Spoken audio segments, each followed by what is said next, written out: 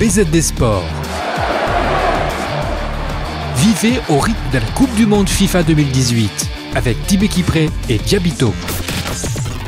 Bonjour, bienvenue sur BZD Sport. Tout le monde le sait, la France est sacrée championne du monde pour la seconde fois de son histoire. Après le trophée de 1998 gagné ici même en France, les Bleus ont dominé ce dimanche 4-2 la Croatie en finale. Merci les Bleus. Il a fallu attendre 20 ans pour voir ça, 20 ans pour voir une seconde étoile à côté de la première glanée en 1998. Un but sur penalty de Griezmann, un autre marqué contre son camp par un Croate, deux autres de Paul Pogba et Kylian Mbappé ont suffi au bonheur de la France. Un match qui n'a pas été vraiment plaisant, mais une finale, elle se gagne, elle ne se joue pas, comme on le dit dans le jargon du football.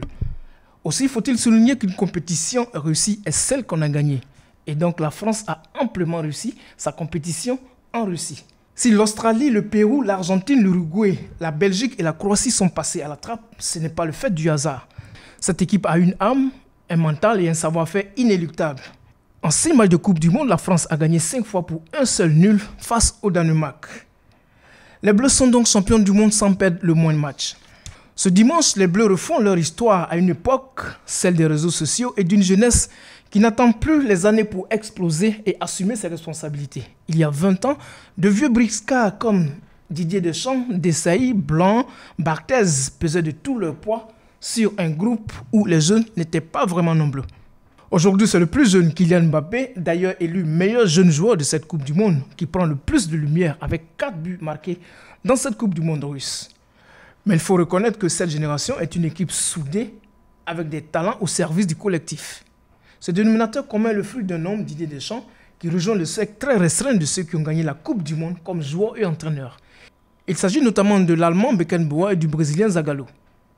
Didier Deschamps a porté une équipe très forte sur le toit du monde en cherchant toujours à maintenir l'équilibre. La France, c'est aussi 18 ans de galère. Le fiasco du premier tour en 2002, le mauvais Euro en 2004 et 2008, la finale ratée du Mondial en 2006, la récente finale perdue de l'Euro en 2016 face au Portugal, sans compter les scandales en tout genre. Mais on le voit, les Bleus reviennent sur le toit du monde. Ils décrochent leur deuxième étoile et rejoignent l'Argentine et l'Uruguay au 4e rang des équipes les plus titrées de la plus grande compétition du monde. Pour y arriver, ils ont dû mettre 20 ans.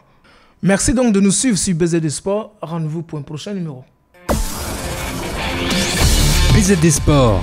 Vivez au rythme de la Coupe du Monde FIFA 2018 avec Tibé Kipré et Diabito.